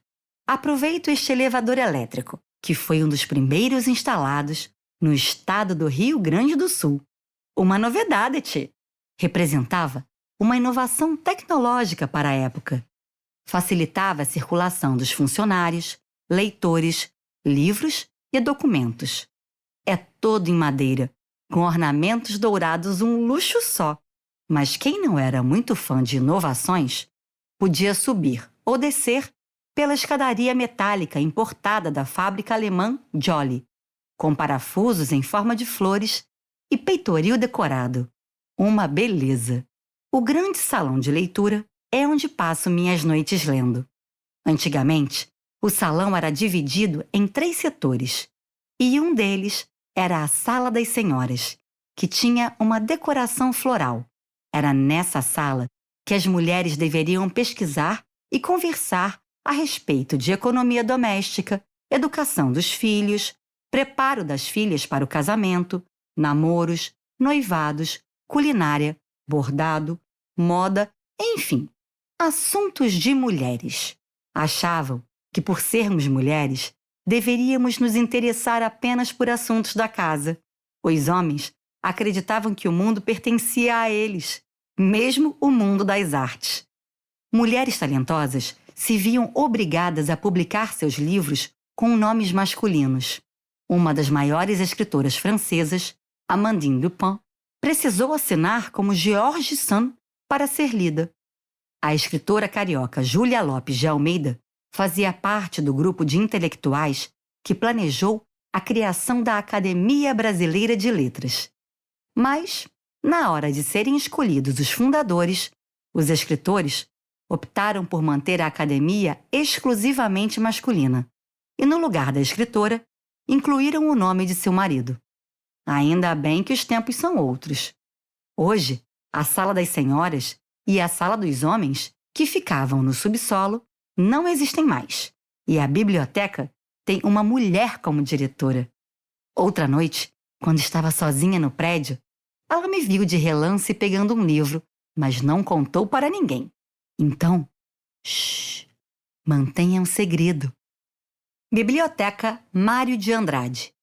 Este, de chapéu, sou eu, Mário de Andrade. Muito prazer.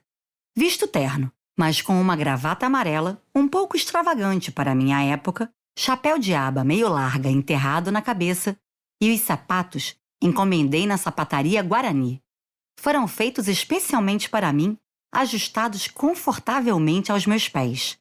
Os pisantes são sempre no modelo furadinho e de bico afinado. Na Rua Aurora, eu nasci. Na aurora de minha vida, e numa aurora cresci. Nasci no número 320 da Rua Aurora, no centro de São Paulo, em 1893. Faz tempo, bota tempo nisso. Cheguei a este mundo no final do século XIX. Vocês devem estar pensando que sou antiquado, pois não se enganem. Sou muito moderno para minha época, vocês vão ver. Cresci achando que ia ser pianista, porém, não foi o que destino quis. Tocava piano desde cedo e era muito bom nisso, posso garantir. Até que tive uma grande tristeza. Meu irmão mais novo sofreu um acidente jogando futebol e morreu. O choque da notícia deixou minhas mãos trêmulas.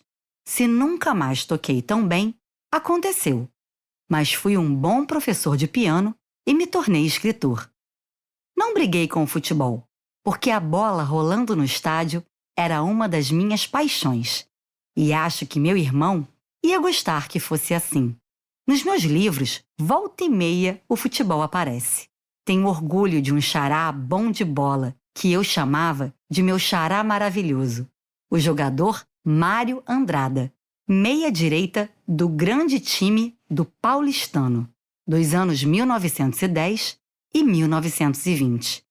Eu era tão fã dele que tinha um amigo que me mandava cartas onde vinha escrito no envelope: Almário de Andrade, o que não joga futebol. Nomes. No primeiro livro de poemas que publiquei, preferi esconder meu nome verdadeiro e usei o pseudônimo Mário Sobral. Muitos escritores decidem inventar outros nomes ou apelidos para que ninguém conheça sua identidade. Mas o meu nem estava tão escondido assim.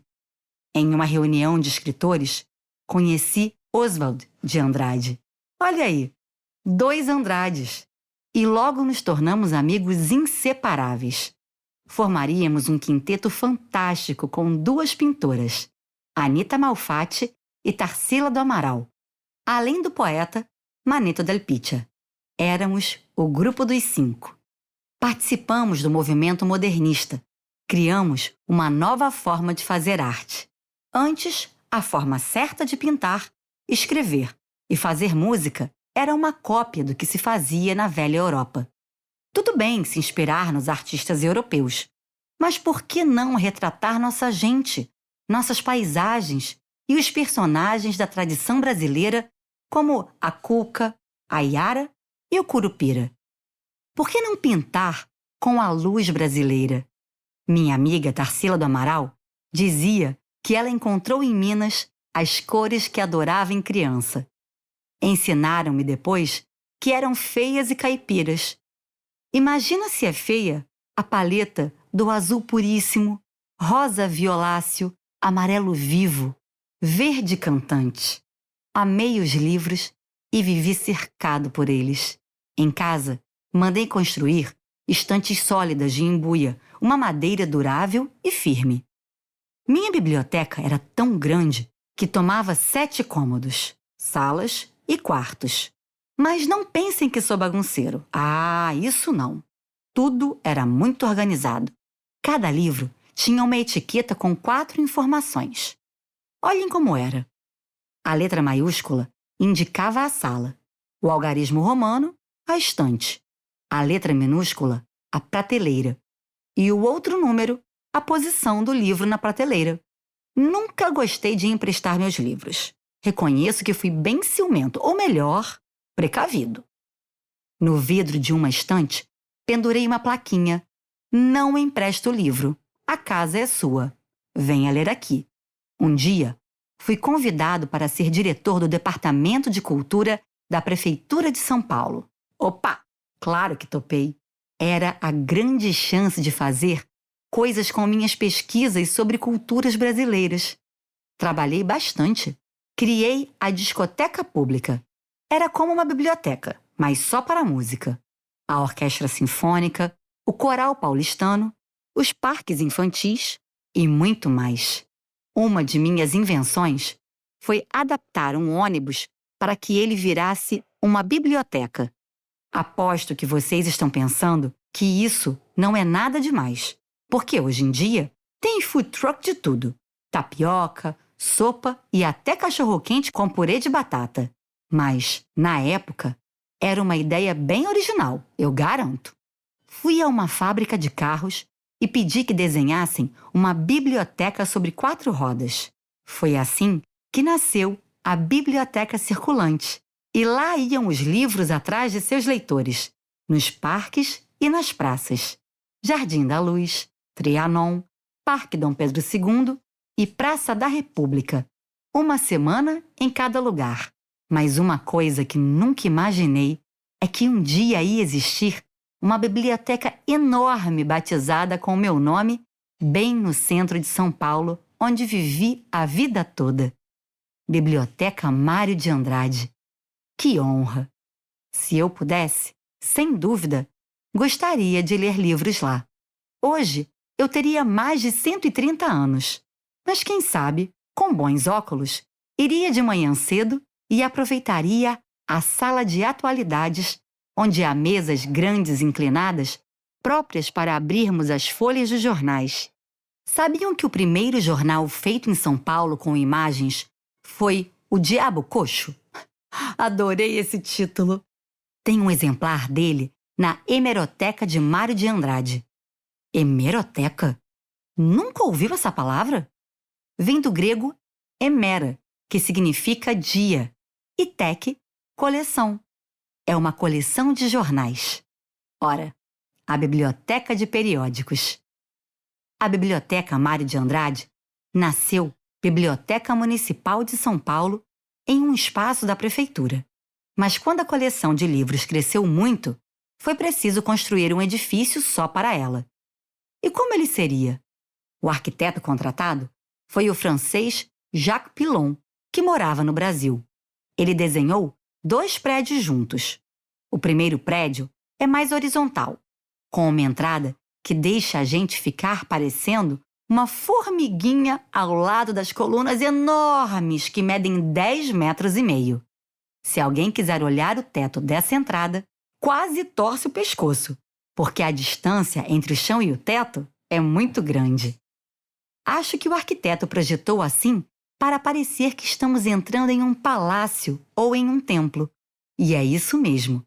Uma biblioteca é um palácio de livros. O segundo prédio é uma torre de 22 andares e foi um dos primeiros arranha-céus da cidade. Nos anos 1930, quando São Paulo estava começando a crescer para cima. É a Torre dos Livros. Conta um funcionário muito antigo da biblioteca que um dia um diretor chegou para ele e disse: "Olha, o senhor vai ficar com a incumbência de fechar todos os vidros e apagar todas as luzes." "De todos os andares?" ele quis saber. "Sim, de todos." Aí, todos os dias, ele subia de elevador até o 21º andar, depois subia até o 22º pela escada e ia descendo, fechando as janelas e apagando as luzes. Ele comentou que o pessoal falava: "O senhor não tem medo?" "Não." "Vou ter medo de quê?" ele respondia. "Tenho medo dos vivos. Morto não faz mal a ninguém, não." Hoje, as janelas ficam trancadas. Ficou bem mais fácil. Bem, vamos descer da torre e voltar para o primeiro andar do prédio principal, onde entramos na mapoteca. Que delícia! Atlas geográfico e 7.000 mapas. Eu gosto de pesquisar, mas acho que não nasci para viajar.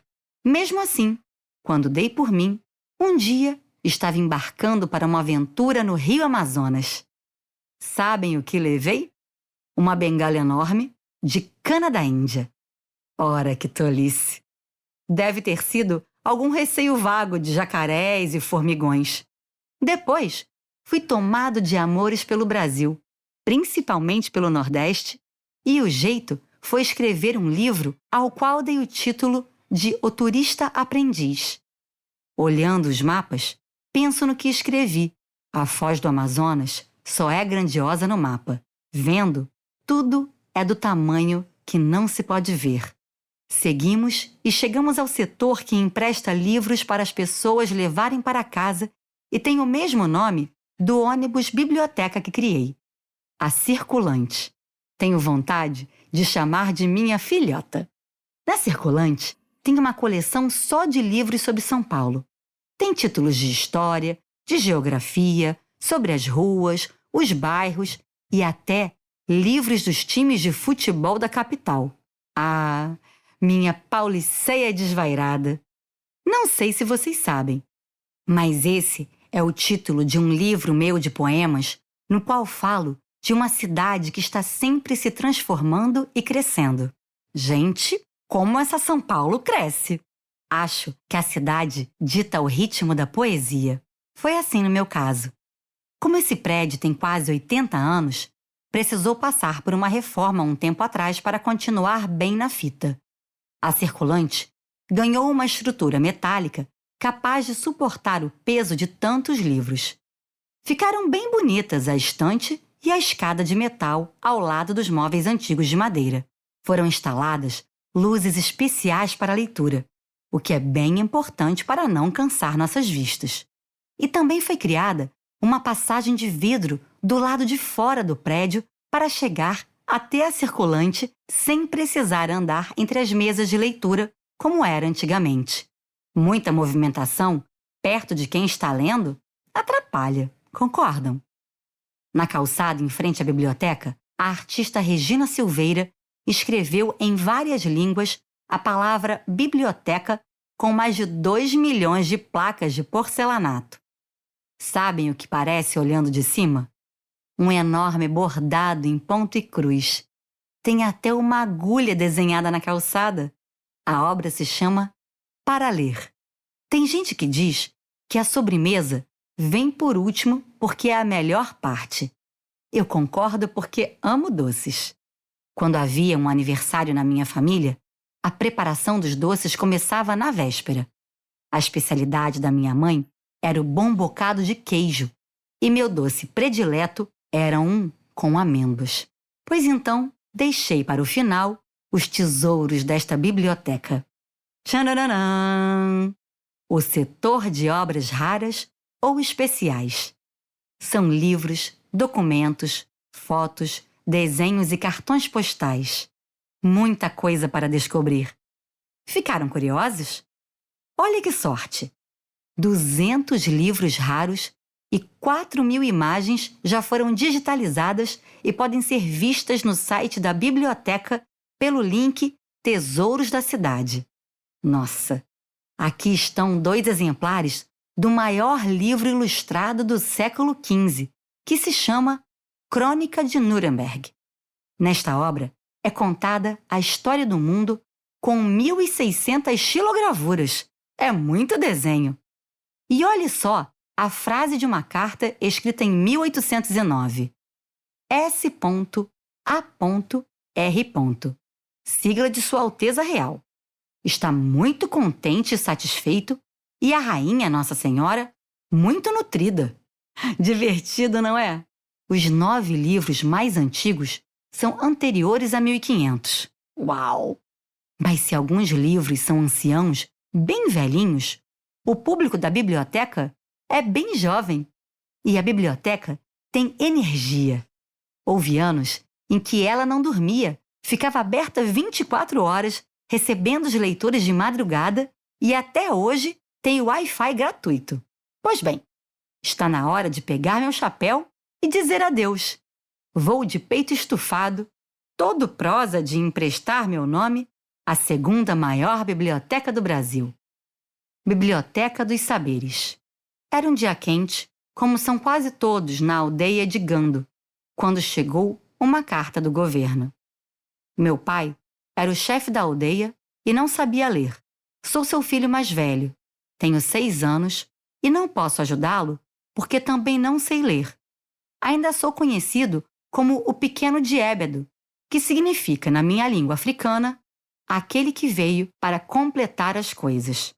Talvez seja uma previsão para o futuro.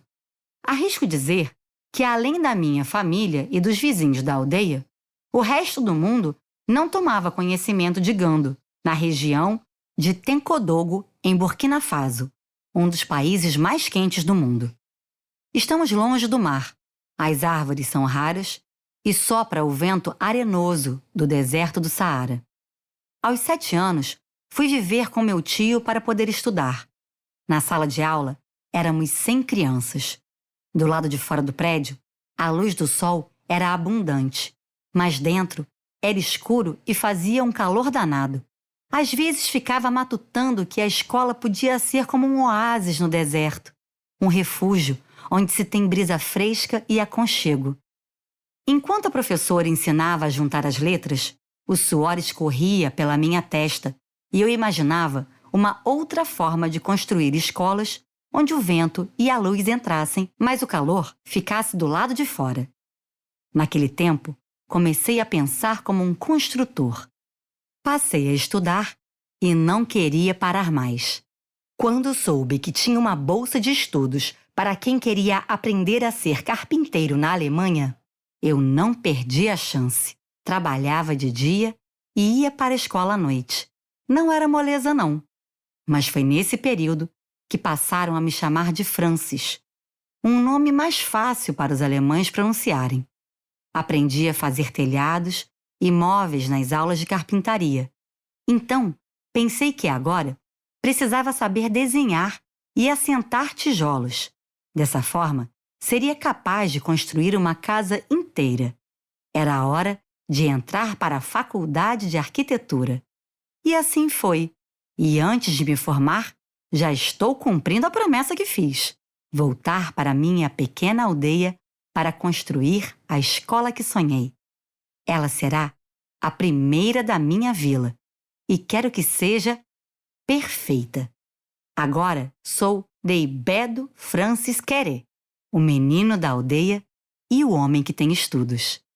Todos imaginavam que usaríamos concretos e vidros, como nos edifícios da Europa, que em Burkina Faso as pessoas acham lindos. Muitas ficam decepcionadas quando conto que a construção será com argila, pedras e só um pouco de concreto. O cimento é um material que precisaria ser transportado até o local. É muito mais caro. Então, por que usá-lo quando à nossa volta tem tanto barro? Para convencer os moradores da vila de Gando que a argila é um material confiável e durável, fiz tijolos com ela e os coloquei dentro de um balde d'água, onde ficaram mergulhados por 5 dias. Para a surpresa de todos, depois desse período, retiramos os tijolos de argila do balde e eles ainda estão sólidos. Como um contador de histórias, vou explicar como será a escola. Vamos precisar de sapatos fortes e de um grande guarda-chuva. As paredes, de tijolos de barro, serão muito resistentes. São os sapatos fortes. E o telhado vai proteger, mas não fechar, como um guarda-chuva. Dessa forma, calculei que o ar fresco que entra por baixo vai empurrar o ar quente para fora e por cima.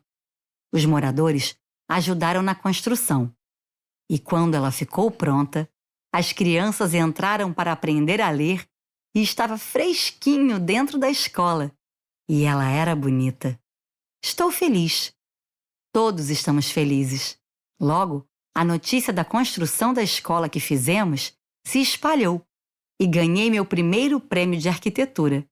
E assim, o caminho que me trazia ao Brasil começou a ser traçado. Eu abri um escritório de arquitetura e passei a desenhar projetos. Cheguei à cidade do Rio de Janeiro e conheci Zumbi dos Palmares.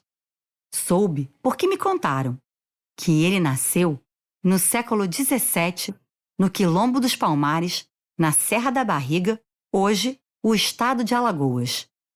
Tinha o nome Palmares porque era grande a quantidade de palmeiras naquelas terras.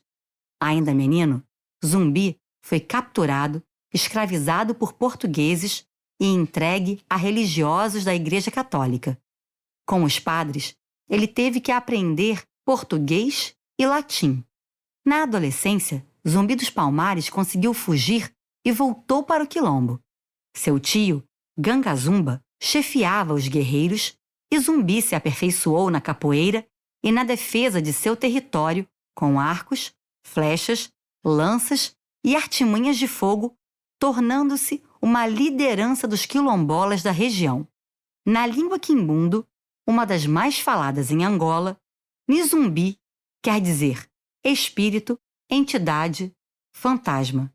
Zumbi dos Palmares desafiou a morte e o poder dos colonizadores ao lutar pela liberdade de seu povo e agiu como um espírito imortal.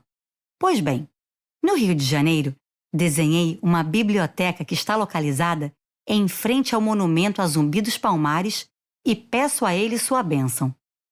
Ora, vem ver só! Essa cabeça do monumento não se parece muito comigo, me disse Zumbi.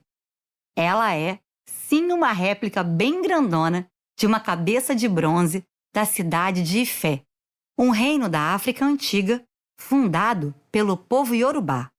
No local hoje fica a Nigéria. O continente africano é vasto e nele vivem povos diferentes.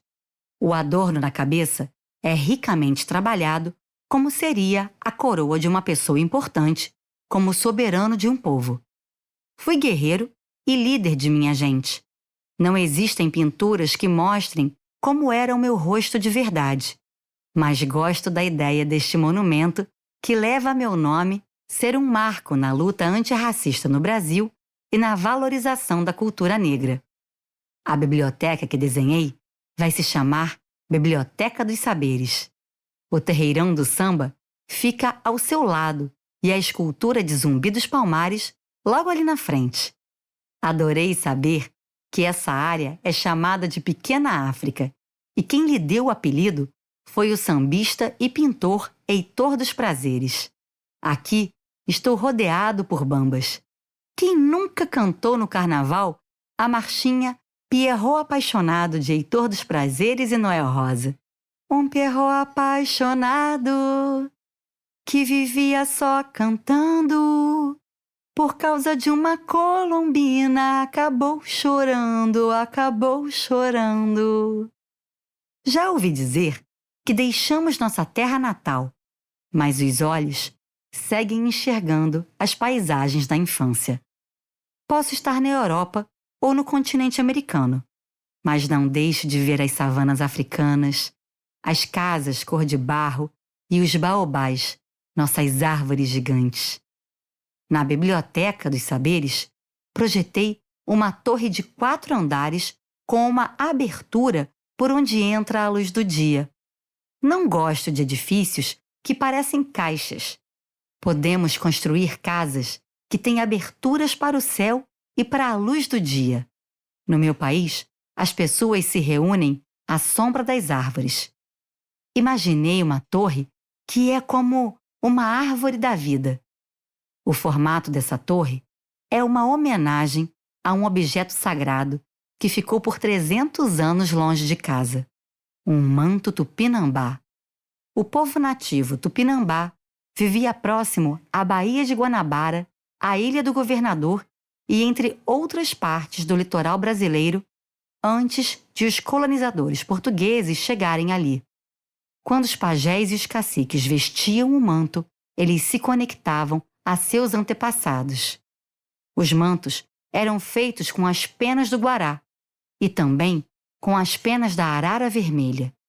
Existe um relato de um escritor francês de 1550 que esteve com os tupinambá.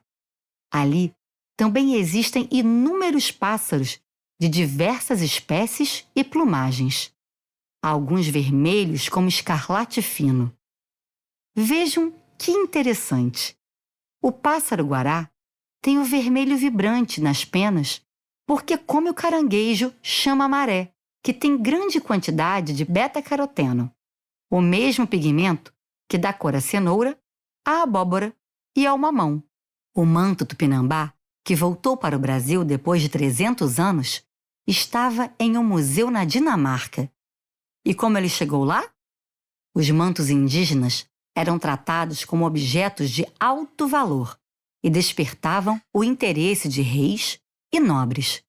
Os holandeses dominaram uma parte do Brasil e quando o governador Maurício de Nassau voltou para a Europa, ele levou alguns mantos para a sua coleção de curiosidades. Um absurdo! Desde 1699, 4 mantos estão no acervo de Copenhague e outros estão na França, Bélgica, Suíça e Itália. Quando o Museu Nacional da Quinta da Boa Vista pegou fogo, a Dinamarca decidiu devolver um dos mantos. A chegada da peça histórica no Rio de Janeiro foi emocionante. 170 indígenas do povo tupinambá, incluindo crianças e anciãos, permaneceram acampados em frente ao prédio do Museu Nacional com tambores em vigília para homenagear o precioso manto e se reconectar com suas antigas tradições. Os tupinambá pediram que o manto fosse exibido como se estivesse em pé. Para alguém vestir o manto, era necessário ganhar o respeito da tribo. Para os tupinambá, a transição do manto se dá por meio da espiritualidade e da conexão com os encantados. Quem punha o manto nos ombros tinha um lugar de escuta à beira do fogo, junto à casa central da aldeia. Nessa torre da biblioteca será também um novo lugar de escuta de muitas histórias e de conexão com a ancestralidade dos povos nativos e das pessoas negras.